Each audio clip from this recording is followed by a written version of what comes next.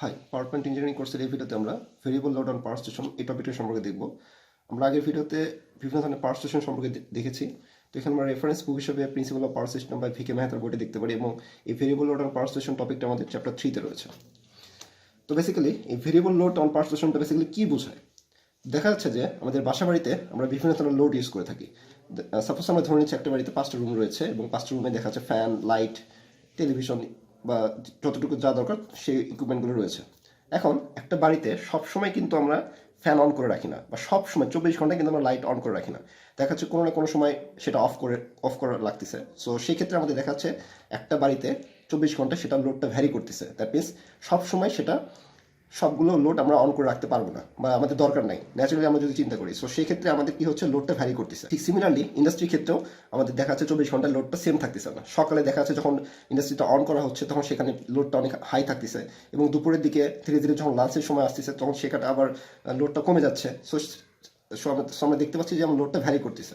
ওকে, so এখানে আমরা সংজ্ঞাটা দেখে নিই যে the load on power station varies from time to time. That means সময়ের সাথে সাথে সে লোডটা কি করবে, ভ্যারি করতেছে। সময় যত যাচ্ছে লোডটা সে ভ্যারি করতেছে। আমরা দেখবো পরবর্তী গ্রাফ দেখবো কীভাবে হয়। Due to uncertain demands of the consumers. That means কনজিউমারের ডিমান্ডটার উপর ভিত্তি করে লোডটা ভ্যারি করতেছে। মানে আমার কখন দরকার আমি ফ্যানটা অন করবো, কখন দরকার আমি লাইটটা অন করতেছি। সো সবসময় কিন্তু আমি আমার লাইটটা অন করতেছি, আবার অফ করে দিচ্ছে, মানে আমার ডিমান্ডের উপর সেটা ডিপেন্ড করতেছে। And is known as the variable load on power station. এটাকে বলা হচ্ছে আমাদের variable load on power station. এখন এই ভেরিয়েবল লোড যদি হয়, দ্যাট মিনস আমাদের সময়ের সাথে সাথে যদি লোডটা ভ্যারি করে, সো এটার কিছু ইফেক্ট পড়বে আমাদের পাওয়ার প্ল্যান্টের উপর। সেই ইফেক্টগুলো কী কী? একটা হচ্ছে আমাদের নিড অফ অ্যাডিশনাল ইকুইপমেন্ট, আর একটা হচ্ছে ইনক্রিজ ইন প্রোডাকশন কস্ট। এখন এই অ্যাডিশনাল ইকুইপমেন্টটা কীভাবে প্রয়োজন হয় সেটা এখন আমরা দেখি। তো সাপোজ আমরা একটা স্টিম পাওয়ার প্ল্যান্টের কথা চিন্তা করি। স্টিম পাওয়ার প্ল্যান্টের কথা চিন্তা করি, এবং স্টিম পাওয়ার প্ল্যান্টের ক্ষেত্রে কী কী লাগে আমরা জানি। কয়লা লাগে, আমাদের ওয়াটার লাগবে। ওয়াটারকে আমরা স্টিমে প্রডিউস করে সেটার মাধ্যমে আমরা অল্টারনেটরটা ঘুরাবো। এখন যদি আমাদের হঠাৎ করে লোডটা বেড়ে যায়, দ্যাট মিনস আমাদের কনজিউমারের ডিমান্ড যদি বেড়ে যায়, তো সেক্ষেত্রে লোডটা সে বেশি হবে, বেশি পরিমাণ লোড সে ইউজ করবে। এবং বেশি পরিমাণ লোড ইউজ করলে সেখানে আমরা কী করতেছি, আমাদের পাওয়ার প্ল্যান্টের আমাদের বিদ্যুৎ উৎপাদন ক্ষমতা বাড়াতে হবে। দ্যাট মিনস আমাদের বেশি ইউনিট বিদ্যুৎ উৎপন্ন করতে হবে। সো সেক্ষেত্রে আমাদের কী হচ্ছে যে আমাদের কয়লার সাপ্লাই পর্যাপ্ত পরিমাণ দিতে হবে। মানে যত বেশি ইউনিট বিদ্যুৎ উৎপাদন করতে গেলে আমাদের কয়লার সাপ্লাই বেশি দিতে হবে, আমাদের ওয়াটারটা বেশি লাগবে, কারণ বেশি পরিমাণ স্টিম প্রডিউস করে আমরা অল্টারনেটরকে ঘোরাবো।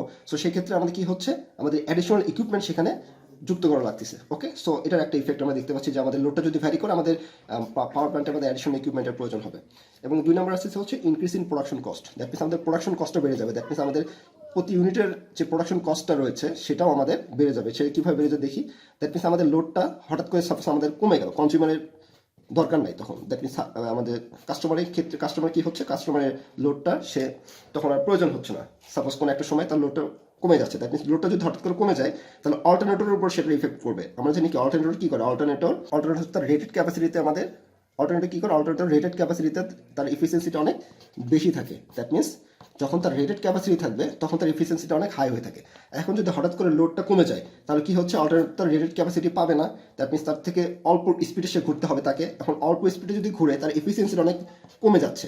এর জন্য কিছু আমাদের অ্যারেঞ্জমেন্ট সেখানে এক্সট্রাভাবে করতে হয়। দ্যাট মিনস সেখানে আমাদের কিছু অ্যাডিশনাল আরও অল্টারনেটর ইউজ করা হয়, সেটা অন্য মেকানিজম। সো বেসিক্যালি আমাদের কী হচ্ছে যে যদি লোডটা হঠাৎ করে কমে যায় অল্টারনেটর তার রেটের স্পিডে ঘুরতে পারবে না, যার কারণে তার এফিসিয়েন্সিটা অনেক কমে যাবে। এর জন্য কী করা হয়, আরও 3-4টা সেখানে অল্টারনেটর ইউজ করা হয়। That means number of alternator সেখানে ইউজ করা হয়, যার কারণে সেখানে প্রোডাকশন কস্টটা বেড়ে যাচ্ছে। দ্যাট মিনস আমাদের প্রতি কিলোওয়াট আওয়ার, দ্যাট মিনস প্রতি ইউনিটের বিদ্যুৎ উৎপাদন ক্ষমতাটা তখন উৎপাদনের যে কস্টটা সেটা বেড়ে যাচ্ছে। সো এটাই হচ্ছে আমাদের এই ভেরিয়েবল লোডের ইফেক্ট। এখন আমরা দেখবো হচ্ছে লোড কার্ভ। তো লোড কার্ভটা ভেরি সিম্পল, যে সময়ের সাথে সাথে আমাদের লোডটা কী পরিমাণ ভ্যারি করতেছে সেটাই আমাদের প্রকাশ করা হচ্ছে লোড কার্ভ। দ্যাট মিনস এদিকে যদি আমাদের টাইম নেই এবং এদিকে যদি আমাদের লোডটা নেই, দ্যাট মিনস কী পরিমাণ লোড আমাদের অক্ষ বরাবর লোড নেই, তাহলে দেখা যাচ্ছে সময় যত যাচ্ছে আমাদের লোডটা আমাদের ভ্যারি করতেছে। দ্যাট মিনস 12 থেকে 2টা পর্যন্ত একরকম লোড ছিল, ধীরে ধীরে লোডটা আবার দেখা যাচ্ছে 8টার সময় বা 10টার সময়, যখন আমাদের ইন্ডাস্ট্রিতে ক্ষেত্রে কী হয় 10টার সময় আমাদের হঠাৎ করে সবগুলো মেশিন চালু হয়ে যায়। সো সেক্ষেত্রে আমাদের লোডটা অনেক বেশি থাকে। ঠিক আছে, আবার ধীরে ধীরে 12টার 2টার সময় একটু কমে যায়, আবার বিকালের দিকে একটু বাড়ে, সবার রাতের দিকে আবার দেখা যাচ্ছে যে কমে যাচ্ছে, একদম লোডটা অনেক কমে যাচ্ছে। সো সময়ের সাথে সাথে লোডটা কী হচ্ছে, ভ্যারি করতেছে। সো সেটাই বলা হচ্ছে আমাদের load curve. That means the curve showing the variation of load on the power station with respect to time. That means সময়ের সাথে সাথে কী পরিমাণ লোড ভ্যারি হচ্ছে এটাকে বলা হচ্ছে লোড কার্ভ। ওকে, তো এখন আমাদের কিছু ইম্পর্টেন্ট প্যারামিটার দেখবো এখান থেকে। দ্যাট মিনস কিছু সূত্র রয়েছে এবং সূত্রগুলো আমরা বুঝে বুঝে দেখবো। তো বেসিক্যালি এই সূত্রগুলো আমাদের প্রবলেম সলভ করার জন্য খুবই গুরুত্বপূর্ণ। তো এই সূত্রগুলো বেসিক্যালি যদি আমরা বুঝে বুঝে দেখি তাহলে দেখা যাচ্ছে আমাদের প্রবলেম সলভ করার ক্ষেত্রে সুবিধা হচ্ছে, এবং সরাসরি যদি মুখস্থ করি তাহলে সেই ক্ষেত্রে প্রবলেম আমরা ইজিলি সলভ করতে পারবো না। সো যদি আমরা সূত্রটা বুঝে নিই একবার, এবং একবার যদি সেটা বুঝতে পারি, সো পরবর্তী যতগুলো ম্যাথই থাকুক, দেখা যাচ্ছে ভিকে ম্যাথের বইতে 17-18টা ম্যাথ রয়েছে, সো সেই ক্ষেত্রে ম্যাথগুলো ইজিলি সলভ করা যাবে। ওকে, সো আমরা প্রতিটা সূত্র বুঝে বুঝে দেখবো যে এটা বেসিক্যালি কী বোঝাচ্ছে। সো প্রথমে আমরা দেখি যে ইউনিট জেনারেটেড পার ডে, মানে প্রতিদিনে কী পরিমাণ ইউনিট আমরা জেনারেট করবো সেটা সূত্রটা বেসিক্যালি কই থেকে আসে। তো আমরা যে এই লোড কার্ভটা দেখতে পাচ্ছি, এবং আমরা জানি কি ইউনিটটা কিসে হিসাব করা হয়, এটা আমাদের জানা থাকতে হবে। ইউনিটটা আমাদের কিলোওয়াট আওয়ার হিসাব করা হয়, ইউনিটটা আমাদের কিলোওয়াট আওয়ার হিসাব করা হয়। এখন কিলোওয়াট এবং আওয়ার, দ্যাট মিনস দুইটা গুণফল এখানে রয়েছে। সো এইদিকে হচ্ছে আমাদের কিলোওয়াট, দ্যাট মিনস মেগাওয়াট থেকে আমরা কিলোওয়াটে কনভার্ট করতে পারবো, এবং এক্স অক্ষ বরাবর হচ্ছে আমাদের ঘন্টা, দ্যাট মিনস আওয়ার। তাহলে এই দুটো যদি গুণ করি, that means kilowatt into hour, এই দুটো যদি গুণ করি তাহলে আমরা কি পাবো, আমরা পাবো হচ্ছে কিলোওয়াট আওয়ার, দ্যাট মিনস ইউনিটে পাবো। সেটাই হচ্ছে আমাদের পার ডেতে হিসাব করলে আমরা পার ডেতে হিসাব চলে আসবে, দ্যাট মিনস 24 ঘন্টা যদি হিসাব করি। তো বেসিক্যালি এই কিলোওয়াট আওয়ারটা, দ্যাট মিনস আমাদের ইউনিট জেনারেটেড পার ডে একদিনে কি পরিমাণ বিদ্যুৎ জেনারেট হচ্ছে সেটা বেসিক্যালি আমাদের এই area in kilowatt hour under daily load curve. That means এই লোড কার্ভেটটা বেসিক্যালি কি বোঝায়, ও এক বরাবর নিচে আমাদের মেগাওয়াট মানে লোড, এইদিকে হচ্ছে আমাদের ঘন্টা। তাহলে এটার যে ক্ষেত্রফল, দ্যাট মিনস এই যদি আমরা অল্প অল্প করে চিন্তা করি, দ্যাট মিনস এইটুকুর ক্ষেত্রফল দৈর্ঘ্য ইন্টু প্রস্থ, আবার দৈর্ঘ্য প্রস্থ, মানে এতে দুটা গুণফল, এভাবে দুটো গুণফল, এভাবে দুটা গুণফল, এভাবে দুটো গুণফল, দ্যাট মিনস সবগুলো যদি যোগ করি তাহলে আমরা কি পাচ্ছি, টোটাল যার ক্ষেত্রফল পাবো।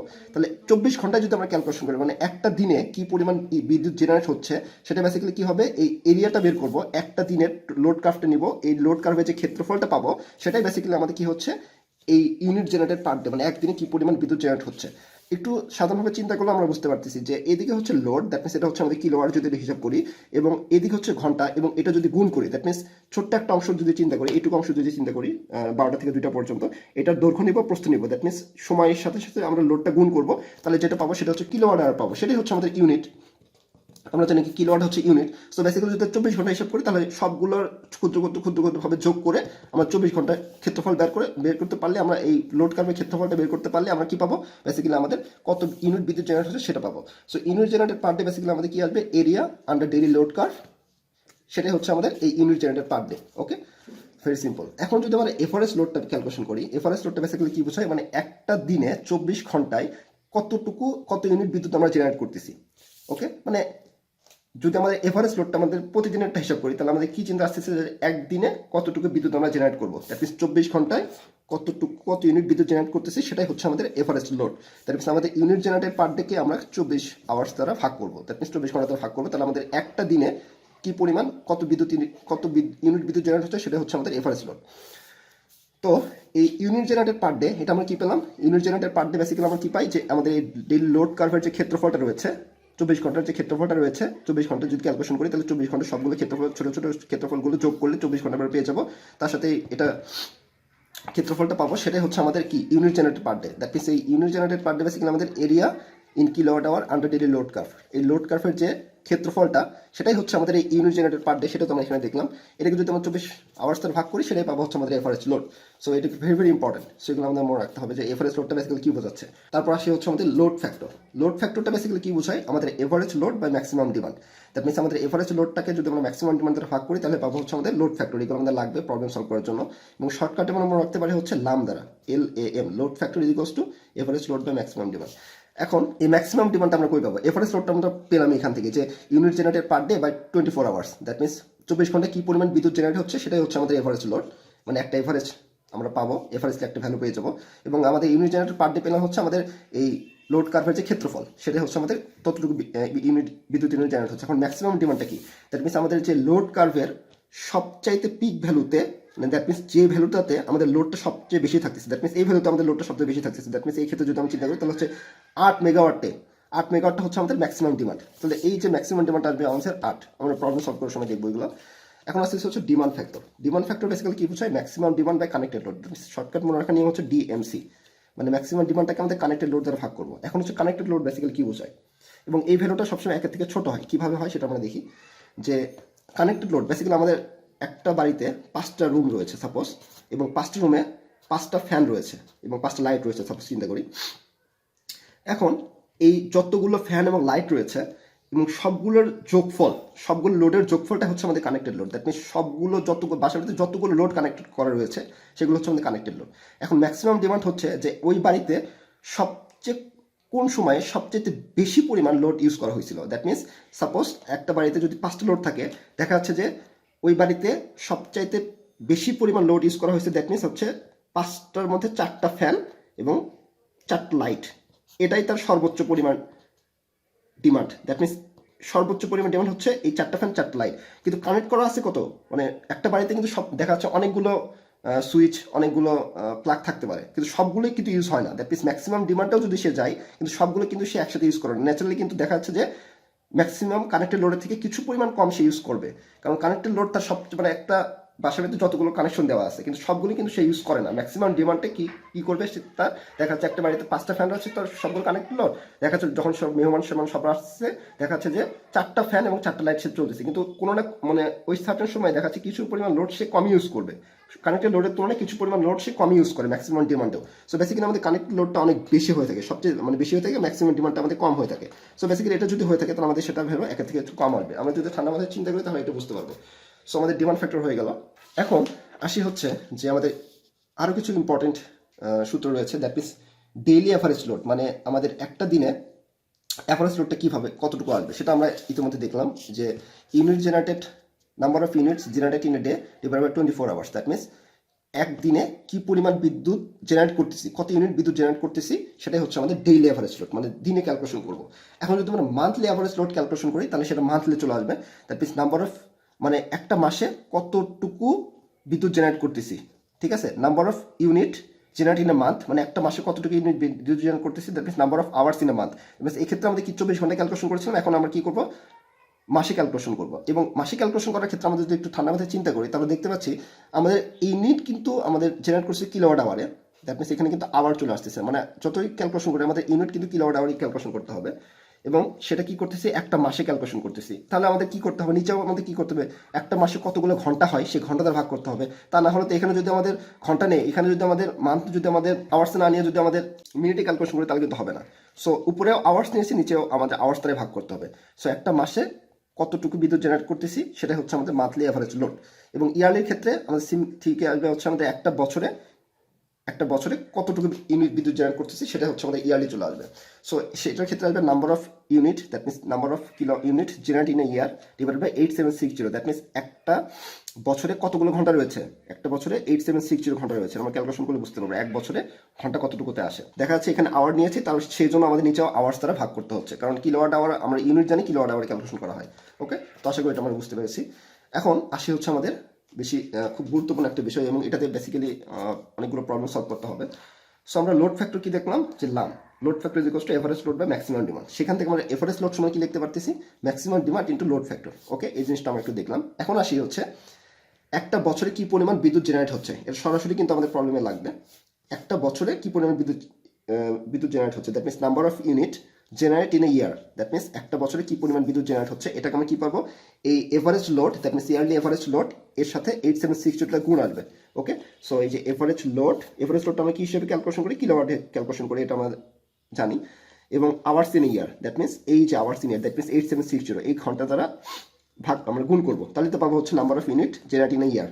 ওকে, এখন এই এভারেজ লোডটা আমরা কি জানি, maximum demand into load factor. That means এই যে ম্যাক্সিমাম ডিমান্ড কিলোওয়াটে এবং লোড ফ্যাক্টর গুণ করে দিলাম, এর সাথে আওয়ার্স ছিল, দ্যাট মিনস 8760 গুণ করলাম। এবং ফিকে ম্যাথের বইতে দেখা যাচ্ছে যে এই সূত্র সরাসরি ইউজ করা আছে প্রবলেমে।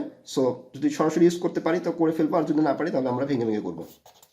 সরাসরি ইউজ করলে কি লিখবো, unit generated per year is equal to maximum demand into load factor into hours in a year, that means 8760. Okay, so এটা আমরা মাথায় রাখবো। এখন আসলে হচ্ছে আমাদের plant capacity factor. Plant capacity factor basically বোঝায় actual energy produced divided by maximum energy that could have been produced. That means actually কি পরিমাণ এনার্জি একটা পাওয়ার প্ল্যান্ট প্রডিউস করতেছে এবং ম্যাক্সিমাম কি পরিমাণ এনার্জি প্রডিউস করতে পারতো। দ্যাট মিনস আমাদের একটা পাওয়ার প্ল্যান্টের ম্যাক্সিমাম কি পরিমাণ এনার্জি প্রডিউস করতে পারতো তার তুলনায় কতটুকু সে প্রডিউস করতে পারতেছে। দ্যাট মিনস একটা পাওয়ার প্ল্যান্ট যদি সাপোজ 10 মেগাওয়াট কিলোওয়াট সেখানে উৎপন্ন করতে পারে, সাপোজ ধরে নিচ্ছে 10 মেগাওয়াট উৎপন্ন করতে পারে, তার তুলনায় দেখা যাচ্ছে সেখানে অ্যাকচুয়ালি সে প্রডিউস করতেছে হচ্ছে 6 মেগাওয়াট ডিমান্ডের উপর ভিত্তি করে। ওকে, সো বেসিক্যালি আমাদের এই ম্যাক্সিমাম এনার্জি সেটা বেশি থাকে। দ্যাট মিনস সেটা তার প্ল্যান্ট ক্যাপাসিটিটাই অতটুকু যে ম্যাক্সিমাম কি পরিমাণ সে এনার্জি প্রডিউস করতে পারতো, okay, maximum that could have been কি পরিমাণ এনার্জি প্রডিউস করতে পারতো এবং তার তুলনায় সে কতটুকু এনার্জি প্রডিউস করতেছে, অ্যাকচুয়ালি সে বেসিক্যালি কি পরিমাণ প্রডিউস করতেছে। ওকে, সো এই অ্যাকচুয়ালি এনার্জি প্রডিউস এটাকে বেসিক্যালি আমাদের এভারেজ ডিমান্ড বলা হচ্ছে এবং এই maximum energy that could have been produced এটাকে বলা হচ্ছে plant capacity. That means plant ক্যাপাসিটিটা বেসিক্যালি তার টোটাল যে প্রডিউসটা করতে পারতো সে অ্যাকচুয়ালি তার কতটুকু ক্ষমতা, সেটাই হচ্ছে তার maximum energy that could have been produced. আর এই অ্যাকচুয়ালটা কি পরিমাণ প্রডিউস করতেছে সে, সেটাই হচ্ছে আমাদের এভারেজ ডিমান্ড। দ্যাট মিনস কনজিউমারের কতটুকু প্রয়োজন সেটাই সে উৎপন্ন করতেছে, অ্যাকচুয়ালি সে উৎপন্ন করতেছে, সেটাকে বলা হচ্ছে average demand. That means consumer কতটুকু তার ডিমান্ড রয়েছে সেটার সেই অনুযায়ী সে প্রডিউস করছে। দ্যাট মিনস প্ল্যান্ট ক্যাপাসিটির সে কতটুকু আমাদের এই কনজিউমারকে সাপ্লাই দিচ্ছে। আমরা এইভাবে চিন্তা করি একটা প্ল্যান্ট ক্যাপাসিটির কতটুকু সে আমাদের কনজিউমারকে সাপ্লাই দিচ্ছে, সেটা হচ্ছে আমাদের এভারেজ ডিমান্ড। তাহলে প্ল্যান্ট ক্যাপাসিটি কতটুকু সাপ্লাই দিচ্ছে সেটা হচ্ছে প্ল্যান্ট ক্যাপাসিটি নিচে থাকবে এবং এভারেজ ডিমান্ডটা উপরে থাকবে। সো এটা বেসিক্যালি আমাদের টাইম দ্বারা গুণ করা হয়েছে। সো এটা আমরা পরবর্তীতে দেখবো কেন টাইম দ্বারা গুণ করা হয়েছে এবং বেসিক্যালি টাইম কেটে যাচ্ছে। সো প্ল্যান্ট ক্যাপাসিটি ফ্যাক্টর হচ্ছে আমাদের average demand by plant capacity. আমরা শর্টকাটে মনে রাখতে পারি হচ্ছে পাপ দ্বারা। That means plant capacity factor is equals to average demand by plant capacity. এই সূত্রটা বেসিক্যালি আমাদের প্রবলেম সলভ করার সময় ইজিলি বুঝতে পারবো, এটা আমরা পরে দেখবো। এবং রিজার্ভ ক্যাপাসিটি আমাদের লাগবে। রিজার্ভ ক্যাপাসিটি বেসিক্যালি কি বোঝায়? রিজার্ভ ক্যাপাসিটি হচ্ছে আমাদের plant capacity minus maximum demand. That means আমাদের প্ল্যান্ট ক্যাপাসিটি হচ্ছে একটা প্ল্যান্টের কতটুকু তার ক্যাপাসিটি রয়েছে, সেখান থেকে যদি আমরা ম্যাক্সিমাম ডিমান্ড বিয়োগ করতে পারি তাহলে সেটা পাবো হচ্ছে আমাদের রিজার্ভ ক্যাপাসিটি। দ্যাট মিনস অতটুকু আমাদের রিজার্ভে থাকবে। একটা প্ল্যান্ট যদি সে উৎপন্ন করে দেয় সাপোজ হচ্ছে 10 মেগাওয়াট এবং তার ম্যাক্সিমাম ডিমান্ড হচ্ছে 7 মেগাওয়াট, তাহলে 3 মেগাওয়াট হচ্ছে তার রিজার্ভে থাকবে। ওই প্ল্যান্টের রিজার্ভ ক্যাপাসিটি হচ্ছে 3 মেগাওয়াট। ঠিক আছে, এটা আমরা প্রবলেম সলভ করার সময় দেখবো। এবং শর্টকাটে মনে রাখার নিয়ম হচ্ছে আমাদের আরপিএম, কারণ অনেকগুলো সূত্র চলে আসে, সো সেক্ষেত্রে মনে রাখাটা একটু টাফ হয়ে যায়। সো সেক্ষেত্রে আমাদের শর্টকাটে এভাবে মনে রাখতে পারলে আমরা ইজিলি এগুলো মনে রাখতে পারবো। এবং লাস্টে আমরা দেখবো হচ্ছে diversity factor. Diversity factor basically বোঝায় sum of individual maximum demand divide by maximum demand of power station. মানে ঠিক আছে, এগুলো আমরা প্রবলেম সলভ করার সময় দেখবো। এবং সর্বশেষে আমরা দেখবো হচ্ছে টাইপস অফ লোড, মানে একটা কী ধরনের লোড আমরা দেখতে পারি। সেটা হচ্ছে আমাদের ডোমেস্টিক লোড। দ্যাট মিনস বাসা বাড়িতে যে লাইট ফ্যান ইউজ করা হয় সেই ধরনের লোড আমরা ডোমেস্টিক লোড দেখতে পারি। পরবর্তীতে আমরা কমার্শিয়াল লোড, দ্যাট মিনস আমাদের যে দোকানে যে লাইটগুলো ইউজ করা হয়, তেমনি শপে যে লাইটগুলো ইউজ করা হয়, লাইট ফ্যান ইত্যাদি ইউজ করা হয়, সেগুলো বলা হচ্ছে কমার্শিয়াল লোড। ওকে, এবং ইন্ডাস্ট্রিয়াল লোড, ইন্ডাস্ট্রিতে যে ধরনের লোড ইউজ করা হয়, হাই পাওয়ারের লোডগুলো ইউজ করা হয়। মিউনিসিপাল লোড, দ্যাট মিনস আমাদের স্ট্রিট লাইটে, দ্যাট মিনস রাস্তায় যে লাইটগুলো ইউজ করা হয়, দ্যাট মিনস সেগুলো কিন্তু সবসময় চলে না, দ্যাট মিনস একটা নির্দিষ্ট টাইমে সেগুলো চলে, সেগুলোকে বলা হচ্ছে municipal load. Irrigation load, that means আমাদের যে ক্ষেতের যে পানির প্রয়োজন হয় সে একটা নির্দিষ্ট সিজনে সেগুলো আমাদের এই লোডগুলো প্রয়োজন হয়। সো এগুলো আমাদের মাথায় রাখতে হবে। সেটা হচ্ছে ইরিগেশন লোড ইউজ করা হয়। এবং traction load, that means basically আমাদের যে ইলেকট্রিক কার বা ইলেকট্রিক যে ট্রেনগুলো ইউজ করা হয় মানে পাবলিক সার্ভিসের জন্য, সেগুলো হচ্ছে আমাদের ট্রাকশন লোড। ওকে, এই ধরনের লোড বেসিক্যালি আমরা দেখতে পাই। তো আশা করি আমরা একটা বুঝতে পেরেছি। বেসিক্যালি সূত্রগুলোর কনসেপ্টটা বোঝাটা বেশি ভেরি ভেরি ইম্পর্টেন্ট। এবং যদি আমরা ঠান্ডা মাথায় এগুলো চিন্তা করি তাহলে বেসিক্যালি আমরা জিনিসগুলো বুঝতে পারবো। ওকে, তো নেক্সট ভিডিওতে আমরা এই রিলেটেড প্রবলেম সলভ করবো। Thank you.